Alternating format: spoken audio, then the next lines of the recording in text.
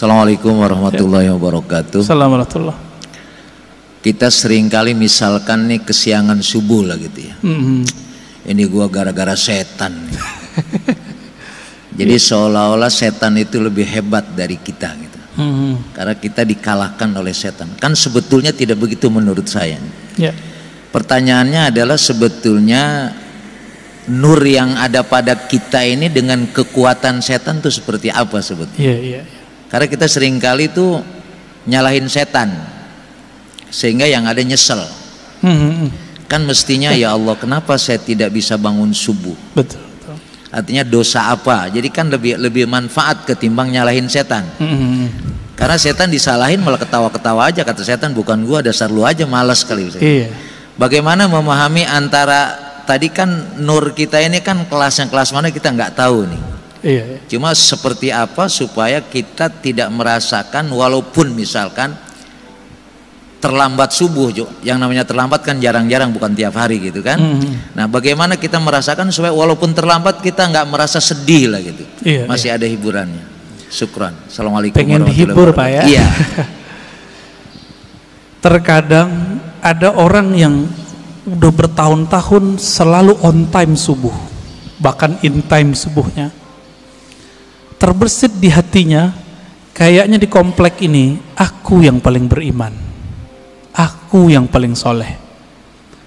Allah karena sayang sama orang ini nggak dikembalikan rohnya ketika azan, supaya ketika bangun kesiangan dia mengatakan, ya Allah, ternyata inilah yang dirasakan oleh tetanggaku yang tidak bangun subuh.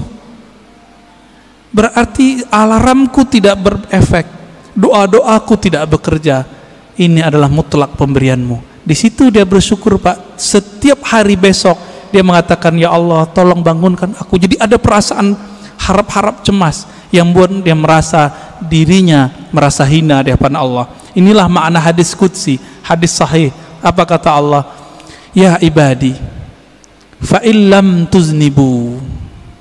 Hai hambaku, jika engkau tidak merasa berdosa, tidak merasa hina di hadapanku, tidak merasa lemah di hadapanku, aku akan datangkan generasi baru yang mereka merasa berdosa. Jadi dosa itu merasa apa enggak itu aja. Banyak orang berdosa apa enggak merasa. Lalu mereka minta ampun kepadaku, lalu aku ampuni mereka. Untung Pak, ketika bertahun-tahun on time, ada perasaan itu. Karena ada sebuah hadis. Ini hadis bukan untuk orang tapi untuk kita. Apa kata Nabi? 2 solat yang berat bagi orang munafik, yaitu al-isya was subuh, isya dan subuh. Hadis Bukhari. Akhirnya setan bilang, tuh tetanggamu munafik loh. Jadi setan ini jangan salah Pak, setan itu pernah berdebat dengan Allah. Jadi ilmunya tinggi. Ilmunya tinggi, nggak cukup dengan ilmu-ilmu kita yang standar. Bapak ini misalnya udah jadi kiai, itu setannya punya ilmu di atas kiai itu. Lalu gimana? Kita harus punya perangkat senjata yang bisa menaklukkan itu. Masih ingat kisah Nabi Musa? Nabi Musa didatangi, hadis Sahih Bukhari, didatangi oleh Adam. Saya pernah cerita di sini kalau nggak salah. Oh belum kali ya, ini kan baru yang kedua ya. Apa kata iblis? Hei Musa, ente kan kalimullah, orang yang dialog dengan Allah. Ya, bilang dong ke Allah, aku mau tobat nih. Iblis pernah kepikiran mau tobat, karena iblis udah ditunjukin neraka tuh kayak gimana Pak. Iblis loh ya. Jadi iblis aja kepikiran mau tobat, masa orang maksiat gak pikiran tobat? Lalu apa kata Musa? Bertanya Musa kepada Allah, lalu Allah sampaikan kepada Musa, sampaikan itu kepada iblis ya.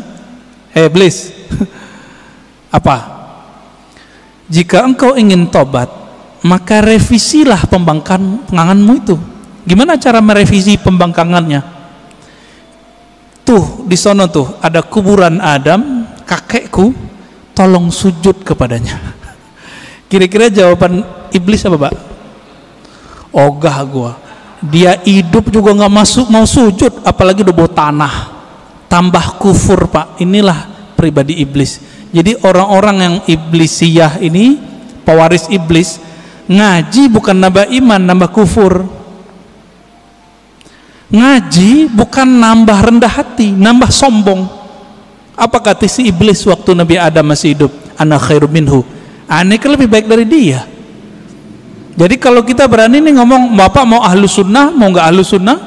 Bapak nih udah ngaku ahlus sunnah, terus merasa lebih baik daripada orang yang nyala-nyalain. Iblis juga itu. Jadi kita nggak boleh merasa itu meskipun kita benar. Ini yang dimaksud oleh Nabi, siapa yang berdebat meskipun dia tahu dia benar, dia tinggalkan perdebatannya, Allah taruh dia di tengah-tengah surga, wasatil jannah. Tapi dia tahu dia benar, orang ngajak debat dia nggak mau debat, kalau tadi udah debat duluan, maka Allah taruh dia di tempat paling tinggi, yaitu Firdaus. Kenapa? Karena debat itu adalah karakter iblis yang jahil kepada Allah. Dia memandang Nabi Muhammad Adam, tapi dia tidak kenal nur yang ada di wajah Nabi Adam. Nur apa itu? Nur Muhammad. Tiupan Allahu Ahad itu ada di wajah Nabi Adam. Iblis gak bisa lihat itu alim atau jahil. Yang ini gak akan bisa ditembus oleh iblis, Pak. Iblis minta izin kepada Allah, ya Allah, tolong izinkan aku mengakses kolbunya manusia. Apa kata Allah? Enggak diizinkan ente. Tapi ente punya cara.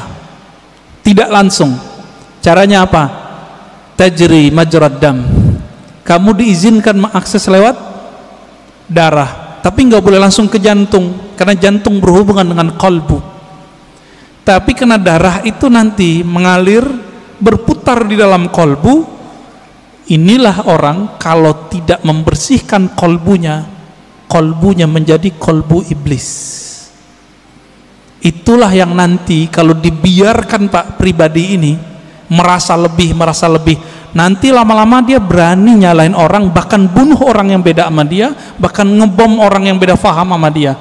Nanti di akhir zaman, ini kan akhir zaman sudah, mereka akan menjadi tentara Dajjal. Inilah yang masuk dalam imajinasi para pembuat seniman-seniman itu, jadi zombie itu adalah karakter dari atba'ud Dajjal. Nggak ada iman di kolbunya, hati-hati Pak. Ya, maka pandanglah kolbu itu, bersihkan tiap hari. Jadi kalau mau istighfar, nggak hanya istighfar zahir, istighfar kolbu. Kalau kita udah masuk istighfar kolbu, siapa aja ngomong kita dengerin, siapa yang ngajar kita dengerin. Khotibnya nggak menarik, tetap kita doain. Tapi kalau iblis bersarang di kolbu lewat darah itu, karena dia bisa menguasai darah di mata, dia akan bilang, khotib bodoh, gitu Pak. Mulai itu, walaupun Bapak ini ahlu sunnah aswaja katanya, kolbunya sudah jadi kolbu setan. Jadi jangan heran banyak nanti dai-dai yang katanya berpakaian aswaja ahlu sunnah, tapi kolbunya sudah kolbu iblis. Apalagi yang bukan ahlus sunnah. Semoga Allah melindungi kolbu kita, amin ya rabbal alamin. Terima kasih.